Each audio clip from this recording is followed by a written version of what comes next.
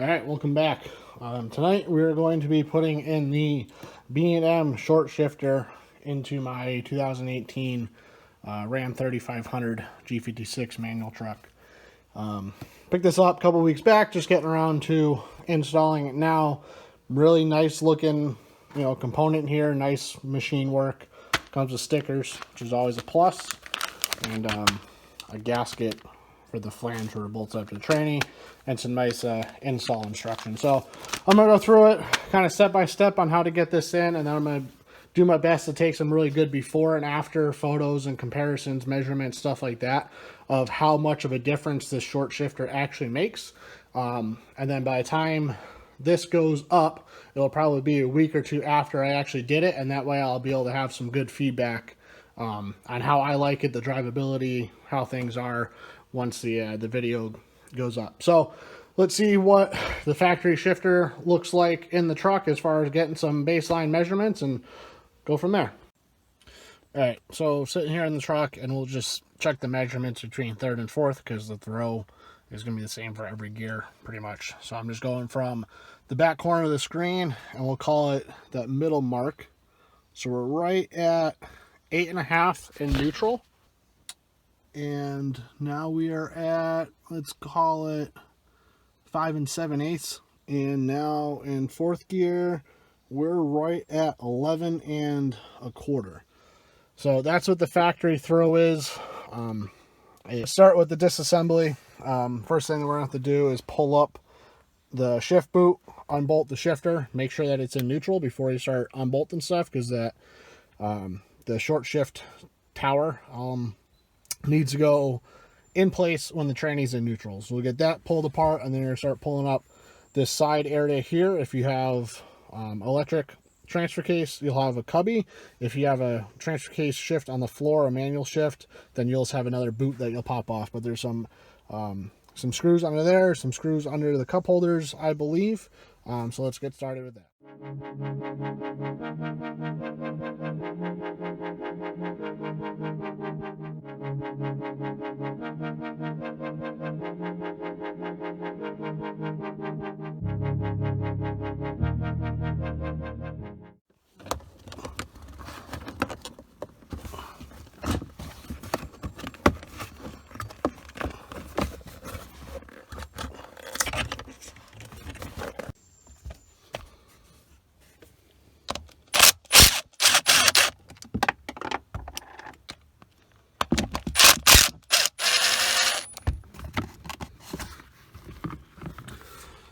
So shifter is unbolted. I did drop a nut, of course. In this cup holder, there's a screw down there, and then there's a screw in that pocket there.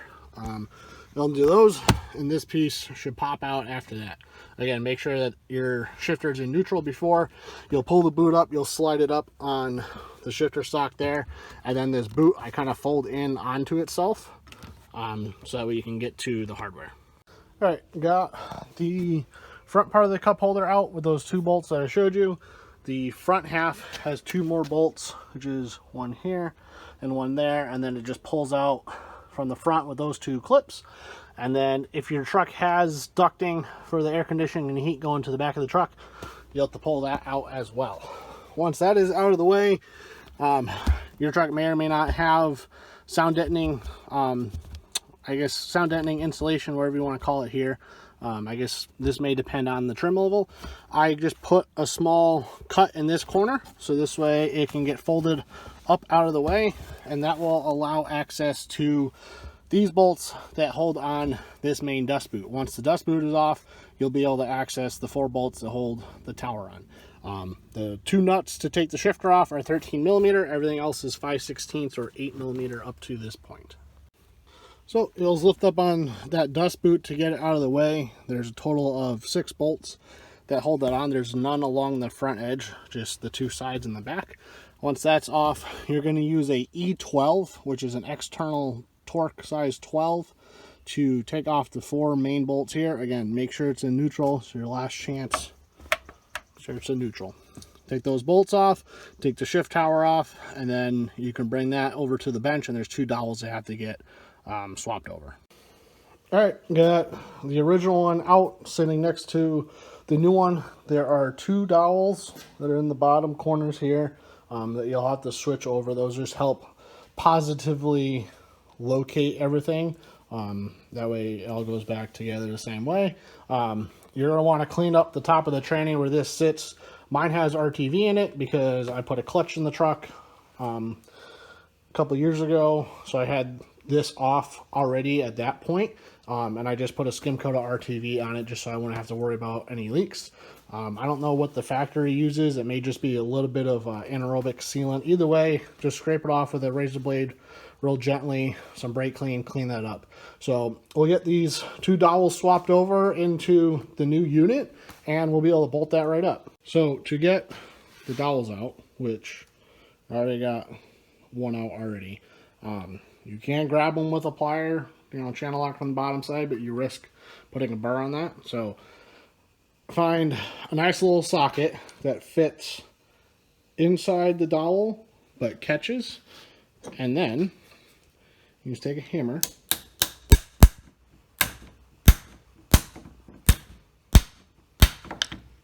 and you'll give it a nice little tap and it'll get started like that. And then another socket, which just happens to be a Allen socket, that's the right size, which can't do this because I don't have 3 hands. And you use that to drive the dowel through the rest of the way, and you don't have to worry about damaging the end of the dowel that goes into the tranny with any burrs, or if you squeeze it too hard it gets all blonged. Nice easy way to make sure that you can reuse those dowels once they're out. Again, you just want to clean these up real nice with a little bit of brake clean, maybe some Scotch-Brite if they're a little gummed up. And then these are just going to get pressed into this housing here, and the same thing. Find a nice socket that fits, use that to drive it in nice and easy, and you're going to bring them in until they're just flush with the top. All right, dowels are in, so we'll grab the gasket, put this back on top of the tranny, and we'll torque down the factory bolts to 17 foot-pounds. And then we'll continue with the rest of the reassembly, which is the opposite of the way that it came apart. And then I'll go back and we'll get some more measurements and we'll see what it looks like. All right, so this is back off. It's about a week later, and I'm changing the oil in the tranny, and pulled this off to fill it up through the shift tower because it's a hell of a lot easier, and it takes 5 minutes to get to this point compared to however long it's going to take to pump that in. And what I noticed is that this boot was really loose around here, and this clamp was loose. So I'm going to put it back together, and I don't know if this clamp was just loose and it can get tightened down, or if it is tight and it's not a good fit. I'm going to see how that fits first and see if it's tight, and then decide if I want to put a little bit of like spray adhesive on here to get this to stick there really good, or some RTV so it doesn't leak. There was already, in the week that I drove it, there was already a little bit of oil that was kind of splashed up on top there. I mean, I'm going to overfill a quart because that's what everybody recommends. I really want to make sure that this thing's sealed up. All right, so I put a skim coat of RTV on it, and I took some of this style cutters. Work pretty good for crimping that. Obviously, if you go too much, it's going to cut through it, so just snug it up. This was loose. I could slide it on and slide it off by hand. So if you get one, I would check that first to make sure that's not loose before you put it in. Because chances are, if you're putting it in, you're not going to be taking it right back out like I was to do this. So just one thing to check. So we're going to get this back in, and that's going to wrap it up. We'll see how it goes. If I have a leak, I'll know where to check, and we'll see, maybe do another update in a little bit.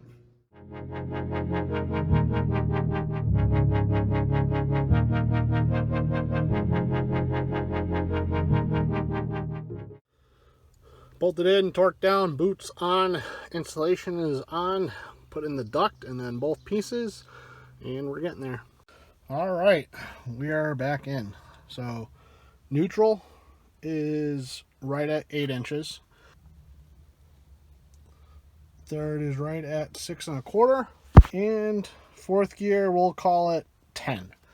Right off the bat, it certainly feels like it's a lot shorter. It's not too bad. Feels like a little bit more effort to shift in between gears right now, but will maybe once some oil gets up in there and kind of gets broken in some miles, it'll probably wear in a little bit. So, all right, so it's been about a week since I've gotten the B&M short shift kit installed in my truck. It's definitely starting to break in. At first, it was like really stiff shifting in between gears, and definitely took some getting used to. But now with, you know, a couple hundred miles on it, some fluid sloshing around up inside, getting everything lubricated all nice and stuff, it definitely feels a lot better. It definitely has more input required than the factory shifter, but that's to be expected because you're doing just as much work with less movement. If you wanted to extend the shifter, then it would feel the same, but it would defeat the purpose of having a short shifter, because then your distance is now going to increase due to the length. Overall, I'm pretty pleased with it. I have towed with it. I'm headed back home with the trailer now. It definitely helps get into gear quicker while shifting. You know, you're going up a hill, trying to get to the next gear, not drop so much RPM, speed boost, all that. It definitely helps. So pretty pleased with it. Curious to see how it's going to be, you know, get more miles on it, start to really wear in and break in all nice. But yeah, I'm pleased with it. I would definitely recommend it if, you know, you tow a lot, drive the truck, whatever, you know, if you can find it and it's available and it's in your budget, I would go for it and put it in. You know, it's super easy to install. It doesn't take a lot of time, and it's, if you don't like it for whatever reason, it's completely reversible, just as easy as it was to put it in.